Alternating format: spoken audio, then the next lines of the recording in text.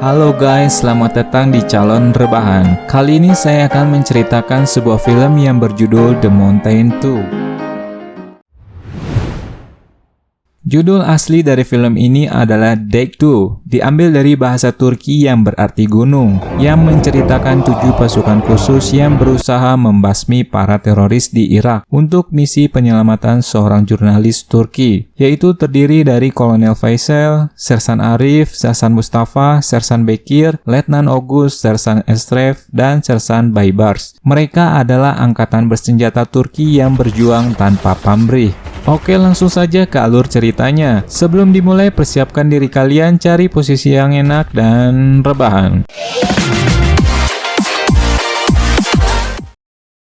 Cerita diawali oleh pesawat tempur Black Ship yang akan segera menggempur lokasi musuh, namun batal karena dapat membahayakan misi operasi The Mountain di sana. Kemudian terlihat jurnalis yang bernama Cheida Balaban yang sedang disandra oleh para teroris. Karena Cheida telah menerbitkan berita tentang pasukan teroris itu, sehingga mereka akan membunuhnya dan menyiarkan agar bagi siapa yang melakukan hal yang sama akan senasib dengannya.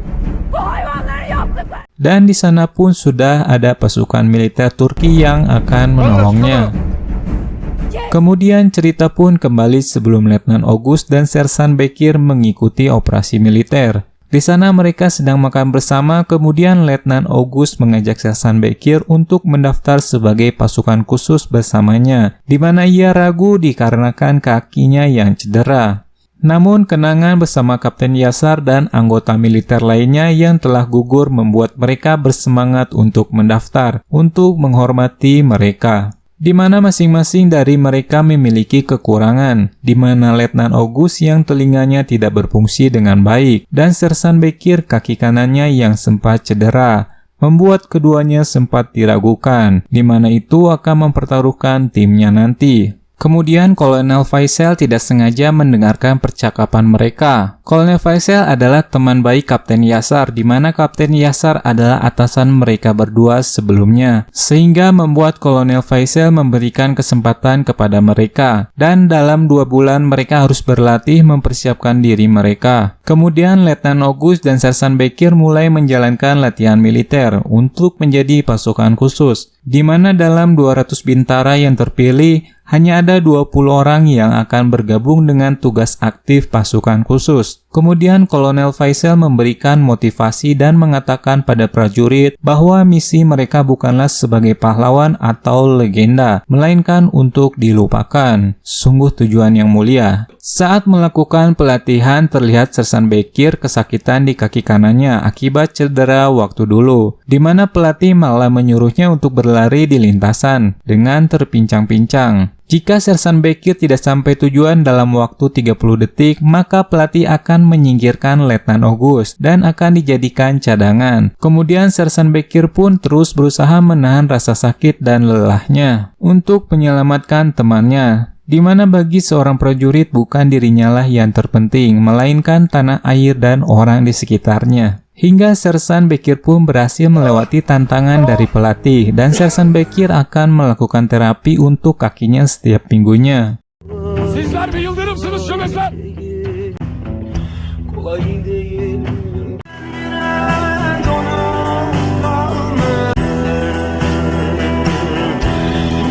Kemudian ketika mendapatkan jadwal libur, Letnan August bertemu dengan seorang wanita bernama S dan berusaha mendekatinya dan mencoba merayunya hingga mengajaknya untuk minum kopi bersama. Malam harinya Letnan August terbangun dikarenakan mimpi buruknya ketika melakukan tugas dulu yang menewaskan rekan-rekannya, di mana S berusaha menenangkan Letnan August. Keesokan paginya pelatihan pun dilanjutkan, di mana mereka diberikan sebuah kertas yang berisi nama temannya. Bagi mereka yang memberitahukan nama temannya yang tertera di dalam kertas itu kepada pelatih, maka mereka akan mendapatkan makanan. Tetapi bagi mereka yang bersikeras tidak memberikan nama temannya, mereka akan terus disiksa, di mana Letnan August dan Sersan Bekir pun tidak memberikan nama teman mereka, sehingga mereka terus disiksa hingga pada akhirnya mereka berdua dinyatakan lulus, dan mereka melewati batas rekor penyiksaan.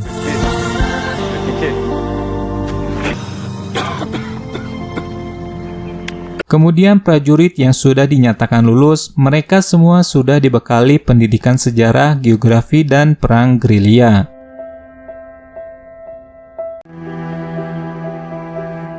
Setelah melakukan pelatihan, pada akhirnya mereka sekarang siap menjalankan misi khususnya.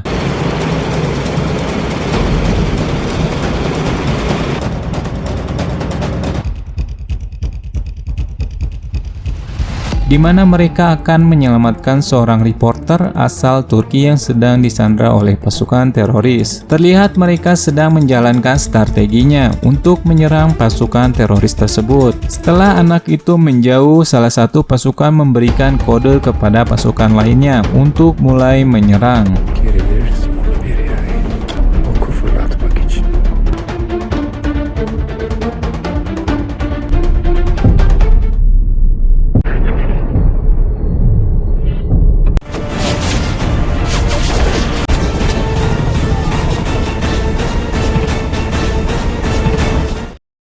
Kemudian mereka mendekati jurnalis itu untuk membawanya pulang ke Turki. Sebelum itu mereka mencari desa terdekat karena tempat itu terlalu terbuka yang bisa membahayakan keberadaan mereka. Dan Kolonel Faisal menyuruh Ceida untuk mengganti bajunya. Setelah Ceida mengganti bajunya dengan baju sipil, ia pun dipakaikan helm pelindung dan rompi anti peluru untuk berjaga-jaga. Setelah itu mereka berangkat menuju desa terdekat di arah barat, di mana Letnan August dan Sersan Bekir mengintai di garda depan. Dalam perjalanan, Sersan Mustafa memberi kamera milik Ceida, di mana dia diizinkan meliput apapun yang ia suka selain pasukan khusus. Dikarenakan pasukan khusus ini tidak mau cari muka, seperti ya gitulah. Ketika di perjalanan, mereka melihat deretan mayat yang dibunuh sekelompok teroris, di mana mereka mengeksekusi semuanya termasuk anak-anak. Tak lama dari itu, kelompok teroris pun datang.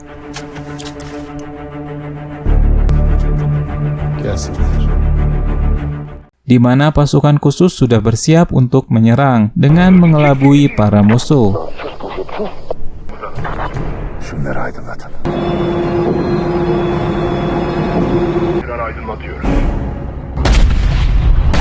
Dan seketika itu juga para teroris lumpuh, di mana sisanya ditangani oleh Sersan Arif menggunakan snipernya. Setelah semuanya selesai, mereka lalu mendekati lokasi dan memeriksa mobil para teroris. Tak lama dari itu, Kolonel Faisal mendapat kabar dari Dogan di markas melalui saluran komunikasi. Ia memberitahukan bahwa situasi memburuk, di mana para kelompok teroris itu mengepung gunung untuk menutup perbatasan, sehingga mereka perlu mencari tempat perlindungan yang aman.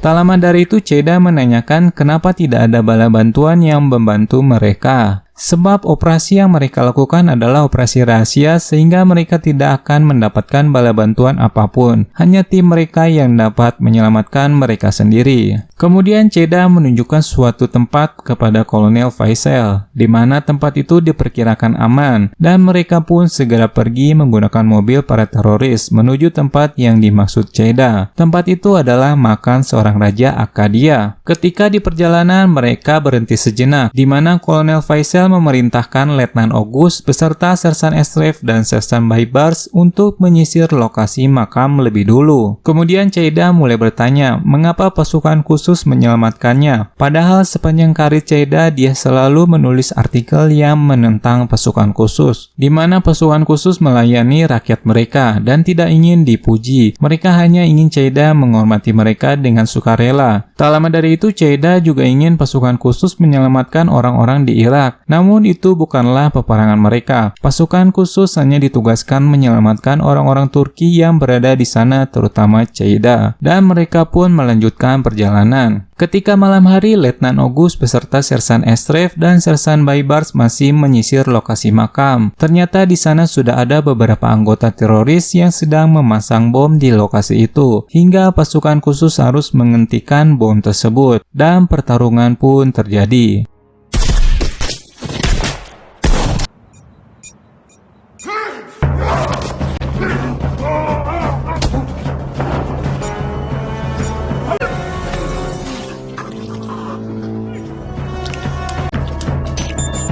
di mana para pasukan khusus berhasil menjinakkan bom dan mengalahkan mereka. Pagi harinya, Letnan August mengajari Cheida menggunakan senjata untuk berjaga-jaga. Dan Letnan August juga menyadari bahwa mereka sedang tidak berada di makam Akkadian, tetapi makam Alexander yang Agung, di mana reporter itu mengatakan bahwa Letnan August mengerti banyak hal tentang sejarah. Dan perjalanan mereka pun dilanjutkan. Ketika melanjutkan perjalanan ke zona penjemputan, mereka melihat beberapa warga sipil sedang disiksa oleh anggota teroris, di mana itu bukanlah misi mereka. Namun Kolonel Faisal memutuskan untuk membantunya dan mulai mendekatinya, di mana Sersan Arif sudah siap menembak dengan snipernya. Sekmeyecek.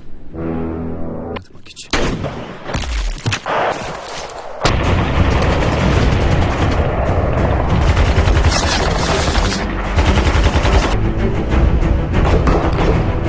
Ternyata para teroris itu memiliki sniper yang menyerang Sersan Baibars dan berhasil dilumpuhkan oleh Sersan Arif.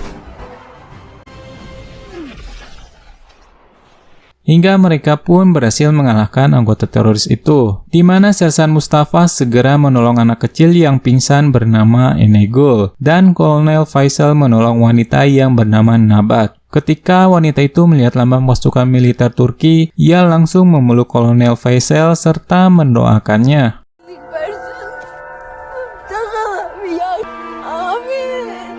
Di mana Kolonel Faisal pun teringat dengan istrinya yang telah meninggal sedang didoakan oleh para jamaah. Kemudian Kolonel Faisal menghampiri pria yang sedang sekarat yang bernama Chia. Ia merupakan pasukan militer dari Kurdi yang dimiliterisasi, di mana pasukan mereka berjumlah 80 orang yang akan menghadapi pasukan teroris, tetapi semuanya telah gugur. Kemudian ia meminta Kolonel Faisal untuk mengakhiri semua penderitaannya dengan menembaknya.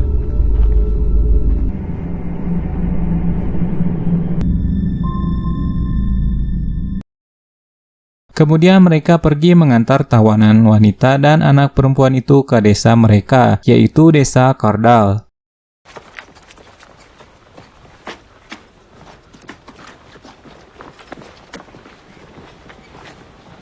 Setelah tiba di desa Kardal, mereka disambut baik oleh penduduk di sana. Ternyata desa itu hanya dihuni oleh 25 orang dewasa dan 15 anak-anak, di mana seorang pria yang bernama Boran satu-satunya laki-laki yang bisa mengangkat senjata. Itu pun kakinya dalam keadaan cedera. Tak lama dari itu, Boran mempersilahkan pasukan khusus untuk beristirahat dan memberikannya santapan kepada mereka sambil berbincang-bincang. Namun tiba-tiba saluran komunikasi terhubung. Kolonel Faisal mendapat informasi bahwa pihak teroris telah menghancurkan tentara Irak dan Kurdi, di mana batalion utama mereka 100 orang kuat sedang menuju desa terakhir, yaitu desa Kardal, di mana pasukan khusus diharuskan keluar dari desa itu sebelum fajar. Mereka akan dijemput di dekat desa itu dengan helikopter, di mana keselamatan penduduk di sana sedang terancam, di mana Cheida meyakinkan Kolonel Faisal untuk membantu penduduk desa Kardal. Namun menyelamatkan penduduk desa Kardal bukanlah bagian dari misi awal mereka, dan Kolonel Faisal pun tidak mau kehilangan anggotanya. Keesokan paginya helikopter datang untuk menjemput pasukan khusus. Namun Kolonel Faisal memutuskan untuk menyelamatkan anak-anak desa dari sana, di mana Cheida terkejut atas itu.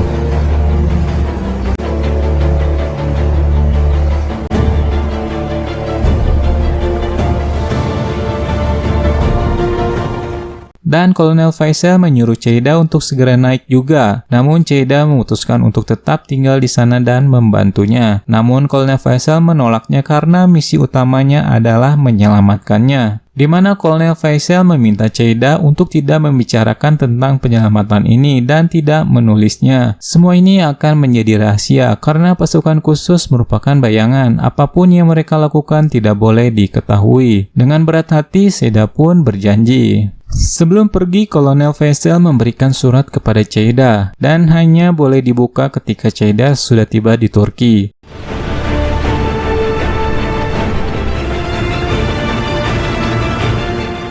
Lalu mereka mengibarkan bendera Turki di puncak desa Kardal karena mereka harus mempertahankan tanah di mana banyak orang Turki tinggal dan mulai merancang strategi penyerangan. Sersan Mustafa dan Sersan Baybars menjelaskan seluruh sisa alat tempur yang mereka miliki dan Letnan August menjelaskan tentang lokasi desa Kardal dan mereka mulai memasang jebakan bom dan membagi tugas, di mana Letnan Arif ditempatkan di menara masjid dengan snipernya yang didampingi oleh Boran yang akan menjaga di bawah. Letnan August, Mustafa Bekir, dan Kolonel Faisal akan ada di garis depan, namun mereka membutuhkan seseorang untuk berlari membawa amunisi, di mana Nabat tiba-tiba menawarkan diri untuk membantunya. Lalu mereka menggunakan gudang batu bara sebagai perlindungan untuk semua penduduk desa yang tersisa, di mana semua pintu akan ditutup dan apapun yang terjadi mereka tidak boleh keluar. Setelah semua persiapan dilakukan, mereka hanya tinggal menunggu pasukan teroris datang, di mana mereka mengisi waktu itu dengan bercerita tentang percintaan mereka masing-masing.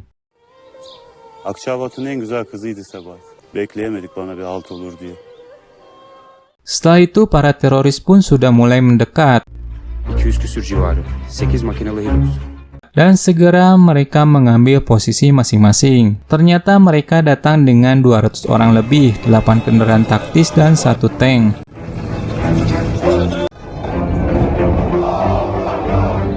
Dan pasukan khusus mulai meledakkan bom yang sudah terpasang.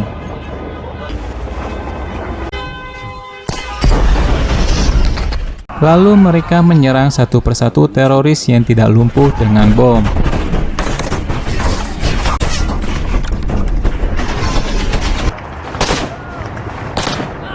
Di mana tempat persembunyian Kolonel Faisal dan Letnan August mulai diketahui mereka. Sementara senapan Boran mengalami kerusakan sehingga ia hampir saja terbunuh, namun dapat diselamatkan oleh Sersan Esref.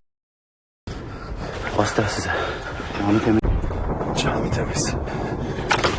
Di mana tank musuh sudah mulai mendekat dan Kolonel Faisal membutuhkan rocket launcher untuk menghadapi tank tersebut. Di sana Nabat pun langsung berlari mengantarkan rocket launcher kepada Kolonel Faisal. Lalu tiba-tiba tank itu mengincar menara dan akan menembaknya, di mana Sersan Mustafa yang melihatnya langsung memberitahu Sersan Arif untuk segera turun. Di mana Letnan August berhasil mengalahkan tank tersebut dan Sersan Arif berhasil selamat dari tembakan tank. Namun pasukan teroris yang lain mulai mendekat. Kolonel Faisal memerintahkan pasukannya untuk berkumpul di benteng pertahanan terakhir dan mereka pun segera pergi ke benteng pertahanan terakhir. Ketika berlari, Nabat tertembak di kakinya dan Letnan August segera menggendongnya. Sementara Sersan Mustafa terkepung dan ia dijadikan tawanan oleh musuh. Setelah Sersan Arif berjanji untuk merawat anaknya, Sersan Mustafa memilih meledakkan dirinya dengan granatnya untuk membunuh musuh di sekelilingnya. Dia rela mati demi tanah airnya. Kemudian Sersan Arif dan Sersan Esref membantu membawa Boran yang terluka parah. Ketika mereka akan pergi, Sersan Esref tertembak, di mana Sersan Esref terus mempertahankan posisinya dan menyuruh Sersan Arif menjadikannya perisai, di mana Sersan Arif tidak mau melakukannya, tetapi Sersan Esref memaksanya hingga Sersan Arif mulai membunuh orang yang telah membuat Sersan Esref gugur.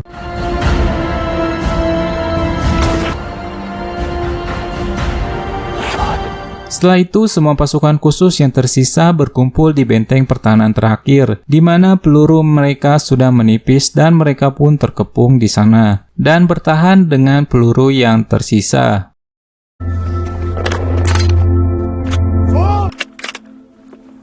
Son.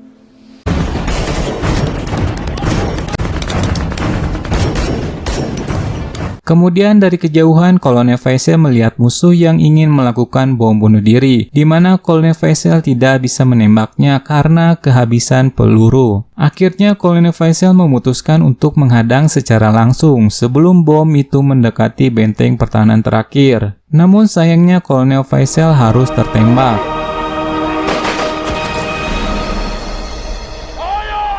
dan Boran pun mati. Melihat itu pun, Letnan August langsung membunuh musuh yang tersisa dan menghampiri Kolonel Faisal. Cheda yang baru saja tiba di Turki langsung membaca isi kertas dari Kolonel Faisal, di mana dia menulis tentang anaknya, dan Kolonel Faisal ingin anaknya kelak menjadi seperti Cheda, yang memiliki hati nurani, pengetahuan, dan menyukai tantangan. Di mana Kolonel Faisal ingin juga mengkritik negara dan militer, dan ingin mengungkapkan kesalahannya demi cintanya pada tanah air. Di bawah kibaran bendera Turki, Kolonel Faisal sedang menahan sakitnya, tetapi tetap berusaha untuk menyemangati pasukan yang tersisa dan memberikan kertas kepada Letnan August.